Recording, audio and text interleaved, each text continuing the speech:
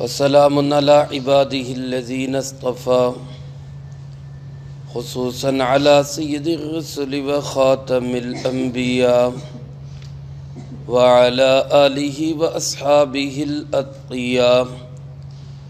أما بعد فأعوذ بالله من الشيطان الرجيم. بسم الله الرحمن الرحيم.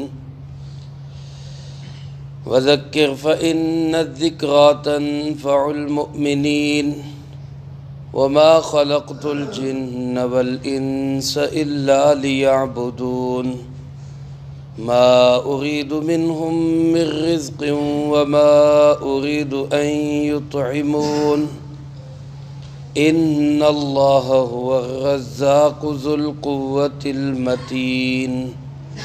فإن للذين ظلموا ذنوبا مثل ذنوب أصحابهم فلا يستعجلون. فويل للذين كفروا من يومهم الذي يوعدون. وذكر فإن الذكرى تنفع المؤمنين. اور اے پاک پیغمبر صلی اللہ علیہ وسلم، آپ نصیحت کرتے رہیے. یقیناً نصیحت کرنا فائدہ دیتا ہے ایمان والوں کو. وما خلقت الجن والانس، اور نہیں میں نے پیدا کیا جنوں اور انسانوں کو الا لیعبدون، مگر صرف اس لیے کہ وہ میری عبادت کریں. ما ارید منہم من رزق، میں نہیں چاہتا ان سے کوئی رزق. وما ارید ان یطعمون، اور میں نہیں چاہتا کہ وہ مجھے کھلائیں. ان اللہ هو الرزاق، بے شک یقیناً اللہ ہی رزق دینے والے ہیں. ذو القوۃ المتین، اور بڑی مضبوط قوت والے ہیں. فإن للذین ظلموا ذنوبا، بس بے شک یہ لوگ جنہوں نے ظلم کیا ان کا بھی حصہ ہے. مثل ذنوب اصحابہم، ان کے ساتھیوں کے حصے جیسا. فلا یستعجلون، بس یہ جلدی نہ کریں. فویل للذین کفروا، ہلاکت ہے ان لوگوں کے لیے جنہوں نے کفر کیا. من یومہم الذی یوعدون، ان کے اس دن جس کا ان سے وعدہ کیا گیا. اس سورۃ ذاریات کی آخری آیات ہے. اس سورۃ مبارکہ کا آغاز اللہ رب العالمین نے 4 قسموں کے ساتھ کیا، اور قسمیں اٹھانے کے بعد جو بات ارشاد فرمائی وہ یہ کہ انما توعدون لصادق، جس چیز کا تم سے وعدہ کیا جا رہا ہے یعنی قیامت کا، وہ حق اور سچ ہے. اللہ رب العالمین کو قسم اٹھانے کی ضرورت نہیں ہے. اصدق القائلین، سب سچوں میں سب سے بڑا سچا ہے. لیکن انسانوں کو فطرت کے مطابق یقین دلانے کے لیے اللہ پاک نے بھی قسمیں اٹھائی، اور ایک نہیں 4 قسمیں اٹھائی، اور پھر فرمایا یہ قیامت کا دن حق اور سچ ہے. سورۃ مبارکہ کے آخر میں بھی بالکل آخری لفظ اسی کی طرف اشارہ کر رہے من یومہم الذی یوعدون، کہ تمہارا وہ دن بڑا سخت دن ہوگا جس کا تم سے وعدہ کیا گیا. درمیان میں اللہ رب العالمین نے اپنے محبوب جناب محمد کریم خاتم النبیین صلی اللہ علیہ وآلہ وسلم کو تسلی بھی دی کہ اگر آپ کی بے لوث دعوت اور آپ کی مخلصانہ اور ہمدردانہ باتوں پہ یہ لوگ غور نہیں کرتے تب بھی آپ پریشان نہ ہوں، دل گرفتہ نہ ہوں، تنگ نہ ہوں. اور اگر یہ آپ کو ساحر کہتے ہیں، مجنون کہتے ہیں، نعوذ باللہ جھوٹا کہتے ہیں، آپ ان کی باتوں کی پرواہ نہ کریں اور اپنا کام جاری رکھیں.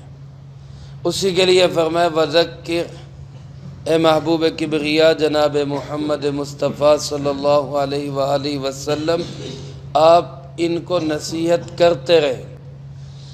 فإن الذکریٰ تنفع المؤمنین، کیونکہ نصیحت جو ہے یہ ایمان والوں کو فائدہ ضرور دیتی ہے۔ کوئی بھی بندہ اس سے خالی نہیں، ہر بندہ نصیحت کا محتاج ہے۔ اللہ کے نبی ناصح ہیں، نصیحت کرنے والے ہیں، اور اللہ کے انبیاء علیہ السلام کے علاوہ ہر امتی کو نصیحت کی ضرورت ہے۔ اور میرے بھائیو، اگر کسی شخص کو نصیحت کا اثر نہیں ہو رہا تو پھر وہ شخص اپنے ایمان کی فکر کرے، کیونکہ اللہ کے قرآن کا ضابطہ یہ ہے کہ نصیحت ایمان والوں کو ضرور فائدہ دیتی۔ اس کا مطلب ہے کسی کو نصیحت کا فائدہ نہیں ہو رہا تو وہ پھر ایمان والا نہیں ہے، اس کو اپنے ایمان کی فکر کرنی چاہیے۔ اور ہماری بھی یہ ذمہ داری ہے رسول اللہ صلی اللہ علیہ وسلم کا امتی ہونے کی حیثیت سے، ہم خود بھی دین پہ عمل کریں اور دوسروں کو بھی دین کے بارے میں نصیحت کرتے رہیں، یہ ہماری بھی ذمہ داری ہے۔ اور اس سے ہم بھی پریشان نہ ہو کہ یار ہم نے کئی دفعہ کہا وہ سنتا ہی نہیں، وہ مانتا ہی نہیں۔ بعض دفعہ والدین کہتے ہیں ہم بچوں کو کہتے ہیں وہ مانتا ہی نہیں ہے نماز کے لیے، ہم کیا کریں؟ کبھی بھائی کہتا ہے جی ہم بھائی کو کہتے ہیں بھائی مانتا ہی نہیں، ہم پڑوسیوں کو کہتے ہیں وہ مانتا ہی نہیں۔ تو بھائی وہ بے شک نہ مانے، لیکن ہم اپنا فرض ادا کریں کہ ہم ان کو نصیحت کرتے رہیں، ایک نہ ایک دن اس نصیحت کا ضرور فائدہ ہو، دل پہ ضرور اثر کرے گی۔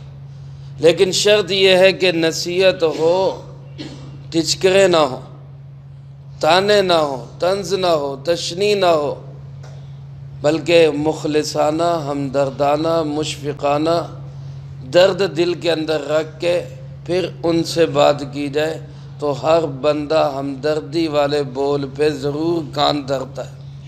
اللہ ہمیں ایسا کرنے کی توفیق نصیب فرمائے۔ اللہ پاک آگے انسانیت کی تخلیق کا مقصد بتاتے ہیں کہ میں نے جنوں کو اور انسانوں کو پیدا کس لیے کیا، پیدائش کا مقصد کیا ہے۔ کوئی چیز بندہ بناتا ہے تو وہ بتاتا ہے کہ جناب میں نے یہ چیز اس کام کے لیے بنائی۔ اللہ رب العالمین نے پوری کائنات بنائی، ساری کائنات کو بنانے والا کون ہے اور چلانے والا بھی کون ہے؟ اللہ ہی۔ اللہ پاک نے سورج بنایا روشنی کے لیے، حرارت کے لیے، چاند بنایا روشنی کے لیے، حلاوت کے لیے۔ اللہ رب العالمین نے بادلوں کا نظام بنایا بارشوں کے لیے، ہواؤں کا سسٹم بنایا انسانوں کو فائدہ پہنچانے کے لیے۔ پوری کائنات میں جو چیز اللہ نے جس مقصد کے لیے بنائی ہے، ہر چیز اپنے مقصد پہ قائم ہے۔ جب وہ اپنے مقصد سے ہٹتی ہے تو ہم اس کو کیا کرتے ہیں؟ ہم اس کو ختم کر دیتے ہیں۔ یہ ایک پینسل ہے نا میرے سینے کے ساتھ لگی ہوئی ہے، یہ تب تک سینے کے ساتھ لگی ہے جب تک یہ پینسل کام کر رہی۔ جس دن یہ کام کرنا چھوڑ دے گی تو کیا میں پھر بھی اس کو سینے کے ساتھ لگاؤں گا؟ نہیں، میں اس کو ڈسٹ بن میں پھینک دوں گا، ٹوکری میں ڈال دوں گا، کوڑے میں پھینک دوں گا کہ یہ اب میرے کام کی نہیں رہی۔ غرضے کہ ہر چیز کائنات کی وہ اپنے مقصد کے ساتھ لگی ہوئی ہے۔ انسان کو کس لیے پیدا کیا؟ جنات کو کس لیے پیدا کیا؟ تو بنانے والا خود بتاتا ہے کہ ما خلقت الجن والانس الا لیعبدون۔ اللہ پاک فرماتے میں نے انسانوں اور جنوں کو پیدا کیا تو صرف کس لیے کہ میری عبادت کریں۔ ان کی پیدائش کا مقصد یہی ہے۔ اس کا مطلب یہ نہیں کہ اور کوئی کام نہیں ہے انسان کا، یا اور کوئی انسان کا فائدہ نہیں ہے۔ دیکھو بعض دفعہ چیزوں کے فوائد ہوتے ہیں لیکن مقصد کچھ اور ہوتا ہے۔ مثال کے طور پہ آپ منڈی میں جاتے ہیں سیب لینے کے لیے، آپ کا وہاں پہ جانا مقصد کیا ہے؟ سیب لینا۔ اس کے ساتھ آپ کو وہ شاپر میں ڈال کے دے دیتا ہے تو آپ یہ تو نہیں کہیں گے کہ جناب میں شاپر لینے کے لیے منڈی گیا، اب تو یہی کہیں گے میں تو مقصد کے لیے گیا تھا، ساتھ یہ بھی فائدہ حاصل ہو گیا۔ باقی انسان کے فوائد کا انکار نہیں ہے، سارے فوائد ہیں انسان کے، لیکن جو اصل مقصد ہے اس کا زندگی کا، انسان کا اور جن کا، وہ کیا ہے کہ یہ اللہ کی عبادت کرے۔ اور اس پہ یہ بھی سوال آئے گا کہ جب باقی مخلوقات اپنے مقصد پہ قائم ہے، سورج کام کر رہا ہے، چاند کام کر رہا ہے، ہوائیں بادل کام کر رہے، جس کے لیے اللہ نے ان کو پیدا کیا وہ کام کر رہے، انسان کیوں ہٹ جاتا ہے؟ انسان اپنے مقصد سے کیوں ہٹ جاتا ہے؟ تو اس کا جواب علماء نے یہ لکھا ہے کہ انسان کو اللہ نے مقصد کے ساتھ ساتھ اختیار بھی دیا، اختیار بھی دیا ہے۔ باقی مخلوقات کو اختیار نہیں دیا، وہ مجبور ہے، انہوں نے کام کرنا ہی کرنا ہے۔ اس کو شریعت کی اصطلاح میں یوں کہتے ہیں کہ انسان کو اللہ پاک نے تکوینی نہیں تشریعی حکم دیا۔ تشریعی حکم میں اختیار ہوتا ہے۔ دیکھو ہمارے دل کے اندر اللہ نے دھڑکنے کا کام رکھا ہے، ہم چاہیں نہ چاہیں دل نے دھڑکنا ہے۔ کوئی انسان چاہے بھی میرے دل کی دھڑکن بند ہو جائے، کر سکتا ہے بند؟ اللہ نے اس کا نظام ایسا بنا دیا۔ لیکن اسی دل کے اندر اللہ کی بھی یاد آ سکتی ہے، اللہ کے غیر کی بھی یاد آ سکتی ہے، اس کا ہمیں اختیار ہے۔ ہم اپنے دل میں اللہ کو بسائیں یا اللہ کے غیر کو بسائیں، یہ ہمارا اپنا اختیاری فعل ہے۔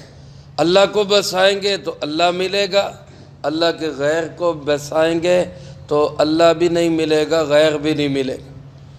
اس لیے میرے آپ کے تخلیق کا جو مقصد ہے ہمیں اس کو سمجھ کر، اس لیے بعض بزرگوں نے فرمایا کہ اس کا مطلب یہ ہے کہ انسان کے اندر استعداد اللہ نے رکھی ہے، صلاحیت رکھی ہے، یہ کر سکتا ہے کہ دنیاوی کام دھندوں کے ساتھ ساتھ اللہ کی اتنی عبادت کرے کہ یہ فرشتوں سے بھی اعلیٰ ہو جائے، یہ کر سکتا ہے۔ جن کے اندر اللہ نے یہ صلاحیت رکھی ہے وہ یہ کر سکتا ہے۔ ہاں اگر یہ انسان و جن اپنی صلاحیتوں کو خود خراب کر لے تو اس میں کسی کا گناہ نہیں، یہ خود مجرم کہلائیں گے، ورنہ صلاحیت اللہ نے ان میں رکھی ہے کہ یہ اتنی عبادت کریں، اتنی عبادت کریں کہ فرشتوں سے بھی اعلیٰ مقام حاصل کریں۔ اس کے بعد پہلا سوال ذہن میں آتا ہے کہ اگر ہم نے صرف عبادت ہی کرنی ہے تو روزی روٹی کون کرے گا؟ پہلا سوال ہمارا یہی ہوتا ہے، پھر کمائے گا کون؟ اس کو چھوڑنا نہیں ہے لیکن اس کو مقصد نہیں بنانا، دونوں میں فرق ہے۔ رسول اللہ صلی اللہ علیہ وسلم دعا کیا مانگا کرتے تھے؟ اللہم لا تجعل الدنیا اکبر ہمنا، اللہ دنیا کو میرا بڑا مقصد نہ بنا۔ کام تو کرنا ہے، انسان ہے، دنیا کے اندر جینا ہے، رہنا ہے، لیکن بڑا مقصد کیا ہو؟ اللہ کی رضا ہو، اللہ کی عبادت ہو، اللہ کو راضی کرنا ہو۔ پھر کام دھندے کے اندر بھی انسان اسی بات کو ذہن میں رکھے کہ میں اس انداز سے کام دھندہ کروں جس انداز سے میرا اللہ چاہتا ہے، تو اس کا کام کرنا بھی عبادت میں شامل ہو جائے۔ جیسے حضرت علی کرم اللہ وجہ سے کسی نے پوچھا کہ جناب آپ عبادت کس وقت کرتے ہیں؟ تو حضرت علی کرم اللہ وجہ نے فرمایا ہمارے 24 گھنٹے عبادت ہے۔ مفہوم عرض کر رہا ہوں، فرمایا ہمارے 24 گھنٹے عبادت ہے۔ اس نے کہا آپ کھاتے نہیں، پیتے نہیں، سوتے نہیں، دوسرے کام نہیں کرتے؟ فرمایا سارے کام کرتے ہیں لیکن ہر کام اللہ کے حکم کے مطابق، رسول اللہ صلی اللہ علیہ وسلم کے طریقے کے مطابق کرتے ہیں۔ ہمارا سونا بھی عبادت میں شامل ہو جاتا ہے، ہمارا اٹھنا بھی عبادت میں شامل، ہمارا کھانا پینا بھی عبادت میں شامل، بس طرز زندگی بدلنا ہے۔ اللہ پاک فرماتے ما ارید منہم من رزق، میں ان انسانوں سے رزق نہیں چاہتا، میرا کوئی مطالبہ نہیں رزق کمائے، نہ میں یہ مطالبہ کرتا ہوں کہ ان یطعمون، یہ مجھے کھلائیں۔ اللہ تو کھانے سے پاک ہے، اللہ تو پانی سے پاک ہے، بھوک اس کو نہیں لگتی، پیاس اس کو نہیں لگتی، تھکن اس کو نہیں ہوتی، ضرورت اس کو نہیں، اللہ کسی چیز کا محتاج نہیں ہے۔ انسان کو ضرورت ہے اس کی، لیکن اللہ یقین دلا رہے ہیں ان اللہ ہوا الرزاق، کتنے یقین کے ساتھ اللہ یہ بات فرما رہے ہیں۔ انا بھی تاکید کے لیے ترکیب اللہ کا لفظ شروع میں لانا یہ بھی اس کی تاکید. پھر ہوا درمیان میں لائے، اتنی تاکیدوں کے ساتھ، یقین دہانیوں کے ساتھ. بندہ کہے نا یار میں تینوں یقین دلانا، میں تیرا کام کر داں گا. بندے کو یقین آ جاتا ہے کہ یار کہہ رہا ہے تو کر ہی دے گا. حالانکہ بندہ غلط بیانی بھی کر سکتا ہے، لیکن اللہ وہ یقین دلا رہا ہے. میں یقین دلاتا ہوں، میں رزاق ہوں. اللہ رزاق ہے. اللہ کہہ رہا ہے میں یقین دلاتا ہوں. رزق دینے والا کون ہے؟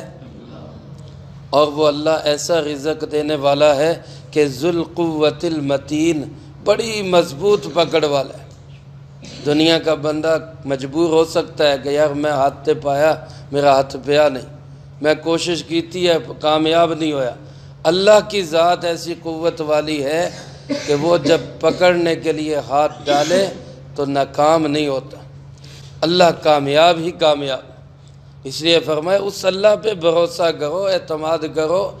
معمولی کام دھندا کر کے مقصد اپنی زندگی کا اللہ کی عبادت کو بناؤ. فرمایا اگر اس پہ یہ کان نہیں دھرتے، یہ لوگ اس پہ نہیں آتے، تو آپ ان ظالموں کو بتا دیں فَإِنَّ لِلَّذِينَ ظَلَمُوا ذَنُوبًا، ان ظالموں کے لیے بھی اپنی باری ہے. ذنوب عربی زبان میں کہتے ہیں بڑے ڈول کو. یہ کنویں پہ پہلے جاتے تھے نا لوگ ڈول بھرنے کے لیے، تو کنویں پہ جو ڈول ہوتا ایک آدمی اس کو ڈال کے بھر لیتا. اب جب وہ اپنا ڈول بھر لیتا، اس کا مطلب کیا ہوتا کہ جناب میں نے پانی لے لیا، اب کسی اور کی باری ہے، اب کوئی اور لے لے. تو یہاں مقصد کیا ہے کہ ان ظالموں کی بھی باری ہے. یہ آج دنیا کے اندر ہیں، یہ اپنا کھیل کھیل رہے ہیں، لیکن ان کی باری بھی ایسے ہی ختم ہو جائے گی جیسے ان کے پہلے ساتھیوں کی باری ختم ہو گئی. مثل ذنوب اصحابہم.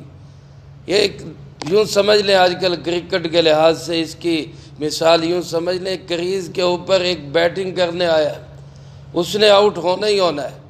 ہم سب اپنی اپنی باری پہ آؤٹ ہوں گے، لیکن جو کام کر کے چلا جائے گا اس کی عزت ہوگی، اور جو انڈے پہ آؤٹ ہو کے چلا جائے گا اس کو پھر لانتے ہی پڑیں گے. اس لیے ایسا کام کر جائیں اللہ ہم سے راضی ہو جائے. اللہ فرماتے ہیں یہ ظالم اپنی باری کر رہے ہیں، کھیل رہے ہیں، کھیلیں، کام کریں، کچھ کر کے دکھا دیں گے تو ٹھیک ہے. فلا یستعجلون، ورنہ جلدی نہ کریں. اپنی اپنی باری پہ سب نہیں جانا ہے، ڈول سب کے بھر جانے ہیں. ایک نہ ایک دن سب نے آؤٹ ہونا ہے اور سب نے یہاں سے چلے جانا ہے. اور فرمایا فویل للذین کفروا، اس دن کافروں کے لیے بڑی بربادی ہوگی، بڑی ہلاکت ہوگی. ویل عربی زبان میں ہلاکت اور بربادی کے معنی میں بھی ہے، اور بعض حضرات فرماتے ہیں ویل جہنم کی ایک خاص وادی کا نام ہے جو بڑی سخت وادی. فرمایا ان کافروں کو اس وادی میں ٹھہرنا ہوگا، یا ان کافروں کے لیے بربادی اور ہلاکت ہے اس دن جس دن کا ان سے وعدہ کیا گیا. سورت کے شروع میں قسمیں اٹھا کے جو وعدہ کیا تھا کہ وہ دن سچا ہے، اس دن وہ آئے گا، قیامت کا دن ہوگا. اگر کچھ کر کے نہ گئے تو اس دن بڑی ان کے لیے بربادی اور خرابی ہوگی. اس لیے میرے بھائیو آج وقت ہے، ہم کریز پہ موجود ہیں، ابھی آؤٹ نہیں ہوئے، سانس چل رہی ہے.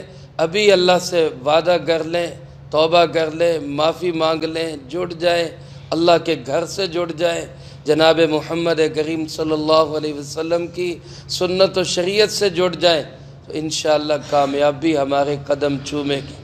اللہ مجھے آپ کو سب کو قرآن و سنت کی صحیح سمجھ نصیب فرمائے.